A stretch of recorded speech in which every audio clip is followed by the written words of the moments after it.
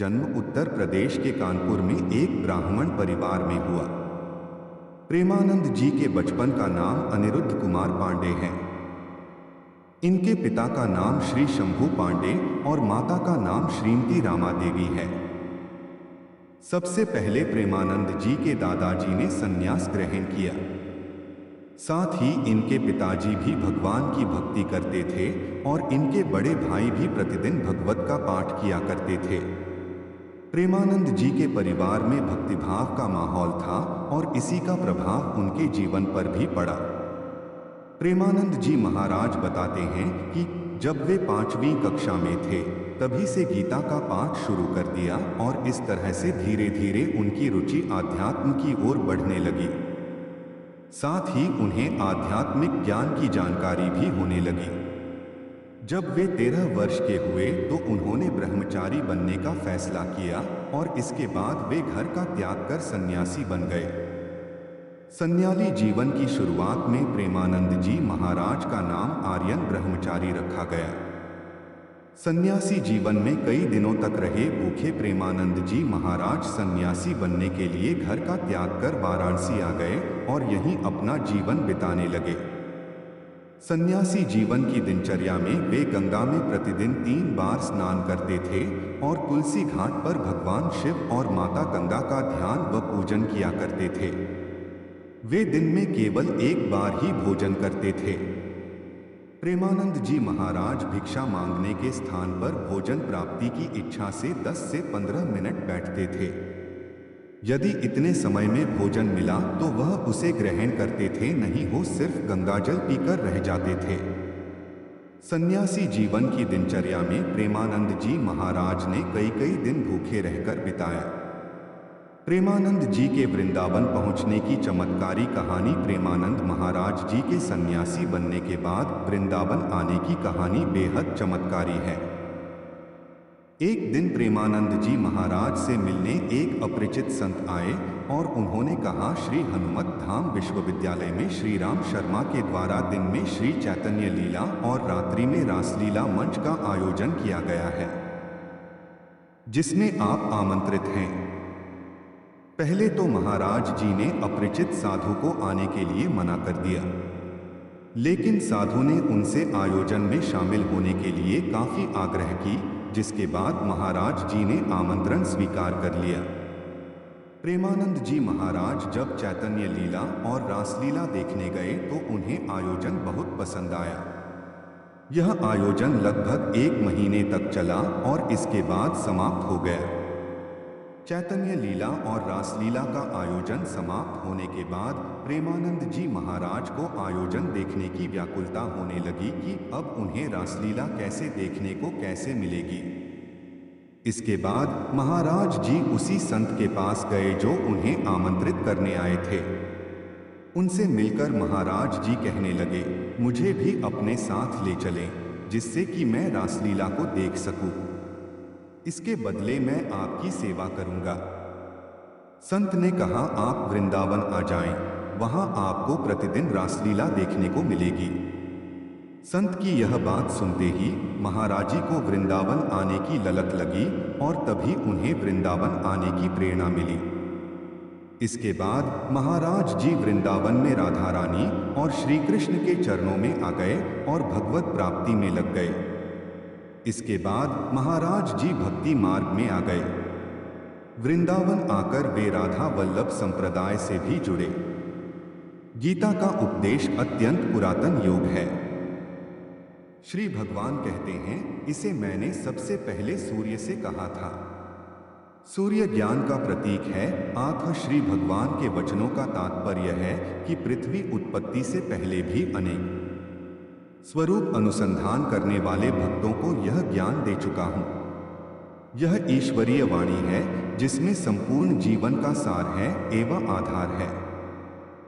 मैं कौन हूं? यह देह क्या है? इस देह के साथ क्या मेरा आदि और अंत है? देह त्याग के पश्चात क्या मेरा अस्तित्व रहेगा? यह अस्तित्व कहां और किस रूप में होगा?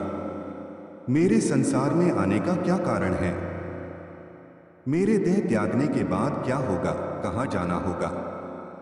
किसी भी जिज्ञासु के हृदय में यह बातें निरंतर घूमती रहती हैं। हम सदा इन बातों के बारे में सोचते हैं और अपने को, अपने स्वरूप को नहीं जान पाते।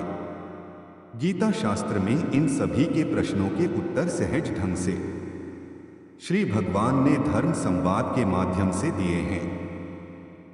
इस देह को, जिसमें 36 तत्व जीवात्मा की उपस्थिति के कारण जुड़कर कार्य करते हैं, क्षेत्र कहा है और जीवात्मा इस क्षेत्र में निवास करता है, वही इस देह का स्वामी है। परंतु एक तीसरा पुरुष भी है। जब वह प्रकट होता है, अधिदैव अर्थात 36 तत्वों वाले इस देह, क्षेत्र को और जीवात्मा, क्षेत्रज्ञ का नाश कर डालता है। यही उत्तम पुरुष ही परम स्थिति और परम सत है। यही नहीं, देह में स्थित और देह त्याग कर जाते हुए जीवात्मा की गति का यथार्थ वैज्ञानिक एवं तर्कसंगत वर्णन गीता शास्त्र में हुआ है। जीवात्मा नित्य है और आत्मा, उत्तम पुरुष को जीव भाव की प्राप्ति हुई है। शरीर के मर जाने पर जीवात्मा अपने कर्मानुसार विभिन्न योनियों में विचरण करता है। गीता का प्रारंभ धर्म शब्द से होता है तथा गीता के 18वें अध्याय के अंत में इसे धर्म संवाद कहा है। धर्म का अर्थ है धारण करने वाला अथवा जिसे धारण किया गया है। धारण करने वाला जो है उसे आत्मा कहा गया है और जिसे धारण किया है वह प्रकृति है। आत्मा इस संसार का बीज अर्थात पिता है और प्रकृति गर्भधारण करने वाली योनि अर्थात माता है। धर्म शब्द का प्रयोग गीता में आत्म स्वभाव एवं जीव स्वभाव के लिए जगह जगह प्रयुक्त हुआ है। इसी परिप्रेक्ष्य में धर्म एवं अधर्म को समझना आवश्यक है। आत्मा का स्वभाव धर्म है अथवा कहा जाए धर्म ही आत्मा है। आत्मा का स्वभाव है पूर्ण शुद्ध ज्ञान, ज्ञान ही आनंद और शांति का अक्षय धाम है। इसके विपरीत अज्ञान, अशांति, क्लेश और अधर्म का द्योतक है। आत्मा अक्षय ज्ञान का स्रोत है। ज्ञान शक्ति की विभिन्न मात्रा से क्रिया शक्ति का उदय होता है, प्रकृति का जन्म होता है। प्रकृति के गुण सत्व, रज, तम का जन्म होता है। सत्वरज की अधिकता धर्म को जन्म देती है, तमरज की अधिकता होने पर आसुरी वृत्तियां प्रबल होती और धर्म की स्थापना अर्थात गुणों के स्वभाव को स्थापित करने के लिए, सतोगुण की वृद्धि के लिए अविनाशी ब्राह्मी स्थिति को प्राप्त आत्मा अपने संकल्प से देह धारण कर अवतार ग्रहण करती है। संपूर्ण गीता शास्त्र का निचोड़ है, बुद्धि को हमेशा सूक्ष्म करते हुए महाबुद्धि आत्मा में लगाए रखो तथा संसार के कर्म अपने स्वभाव के अनुसार सरल रूप से करते रहो। स्वभावगत कर्म करना सरल है और दूसरे के स्वभावगत कर्म को अपनाकर चलना कठिन है, क्योंकि प्रत्येक जीव भिन्न भिन्न प्रकृति को लेकर जन्मा है। जीव जिस प्रकृति को लेकर संसार में आया है उसमें सरलता से उसका निर्वाह हो जाता है। श्री भगवान ने संपूर्ण गीता शास्त्र में बार बार आत्मरत, आत्मस्थित होने के लिए कहा है। स्वाभाविक कर्म करते हुए बुद्धि का अनासक्त होना सरल है, अतः इसे ही निश्चयात्मक मार्ग माना है।